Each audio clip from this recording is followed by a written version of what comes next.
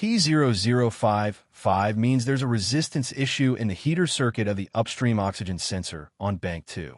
This sensor helps the engine adjust fuel mixtures, and its heater helps it reach operating temperature quickly. If resistance is too high or too low, this code appears. Common culprits include a bad heater element inside the sensor, broken or shorted wires, or a loose or corroded connector. Occasionally, using the wrong replacement sensor with incorrect resistance can trigger this code too. You'll typically see a check engine light, and the engine may run rich while warming up. The sensor may not switch on quickly, delaying fuel adjustments and increasing emissions or fuel use until the engine heats up.